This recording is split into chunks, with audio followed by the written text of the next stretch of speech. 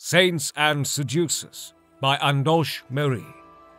Sentinels of the Isles, a treatise on Golden Saint, Dark Seducer culture, and history within the Shivering Isles.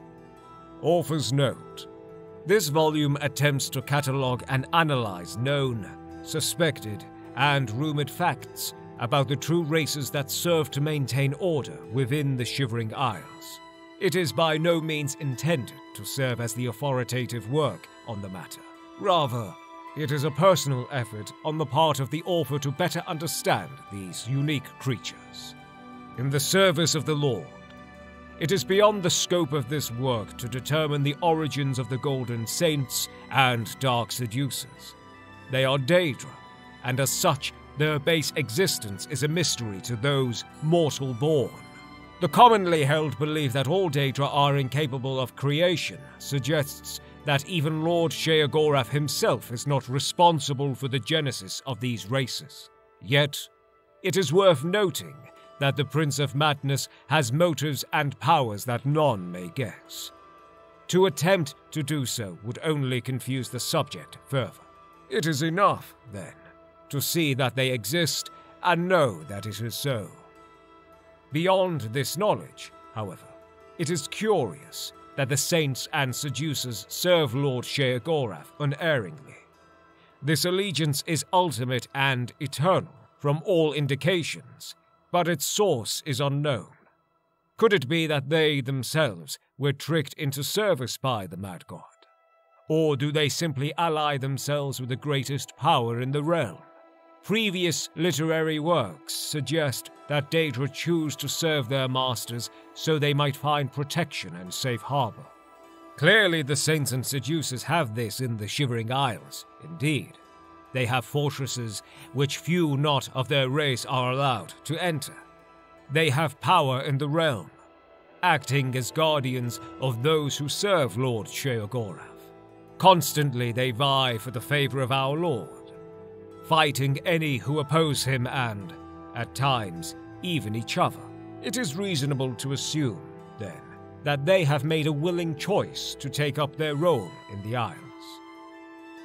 Character and society.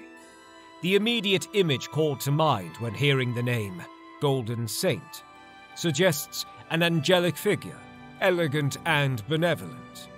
It is ironic, then, that while the Golden Saints embody this image in form, their behavior is in stark contrast to it. The Saints are a proud, arrogant race, quick to anger and cruel in their punishment. There is no question that they view all in the Isles as inferior, and make no effort to hide this in their interactions. Dark Seducers also exhibit little beyond their appearance to match their names.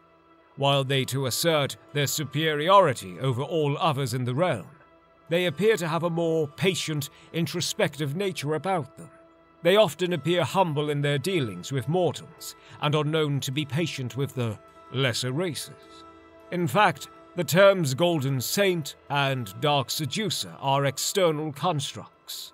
While the two groups recognize and respond to these names, they have their own names for their races, the Oriel and the Maskin, respectively. It is possible the daedra simply have no concern for the names and titles given to them by lesser beings, or perhaps they find amusement in the names. Further research into this subject is necessary but daunting, as the Saints and Seducers do not freely offer personal information about themselves. Other information can be gathered from observation. It is easy to see that the two groups are strongly militaristic in their societal structure. One's strength and discipline determines one's place in society. Military commanders, for example, are revered by their subordinates. With further observation, a second distinction becomes apparent. Both societies are matriarchal in nature. Females lead the guards within New Sheo and have the highest positions of power.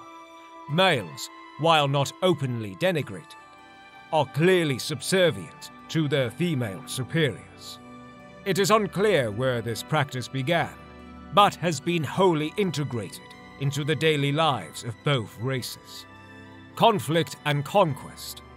Any resident of the Shivering Isles can confirm that it is unwise to provoke the Golden Saints and Dark Seducers. They thrive on conflict and warfare, and are quick to punish any and all who disobey. Acting in their capacity as guardians of the realm does not satisfy them, however, and so they often engage in combat with one another, despite being garrisoned in areas where they are unlikely to interact. It is possible that this is more than an outlet for aggressive behavior. Repeated engagements between the two races may be an effort to gain favor with Lord Sheogorath. If one can triumph over the other, it would prove superiority and a right to gain sole control over the realm. The battle for Ceylon is of particular interest, as both sides have been locked in combat with no hope of resolution for time beyond memory. Does this combat serve to sharpen the skills of the two sides, or weaken them, when they could be directed elsewhere? If the conflict cannot be resolved, why then does Lord Sheogorath not step in and settle it himself? Religion and ceremony. Little is known about the private customs of the Golden Saints and Dark Seducers. They are reclusive when it comes to matters specific to their race, particularly regarding the mysterious process by which they return to the realm in the unlikely event of their death. It is common knowledge that Golden Saints and Dark Seducers, as daedra, cannot be killed. The animus of the daedra is cast back into the darkness of Oblivion, and can return to the realm to take form once more. But reports of the time it takes for a daedra to return to the realm from the waters of Oblivion are anecdotal and inconclusive. The process by which this return occurs remains shrouded in mystery. Based on behavior patterns and strength of numbers, it can be deduced that the stronghold for each race plays some major part in this process. Common phrases in language, such as, "May the chimes call you home," suggest that rather than merely a metaphor, sound may play some role in the sequence of events. It is believed that the chimes referenced by saints and seducers do indeed exist, and are considered almost holy relics. Attempts to gain information about these chimes, or the process by which they are used, has been met with exceptional hostility, and so have been abandoned. Any and all information regarding the Golden Saints and Dark Seducers, particularly relating to private customs and origins, should be brought to the attention of the author immediately. The greater the scope of our knowledge, the better our ability to understand these compelling creatures.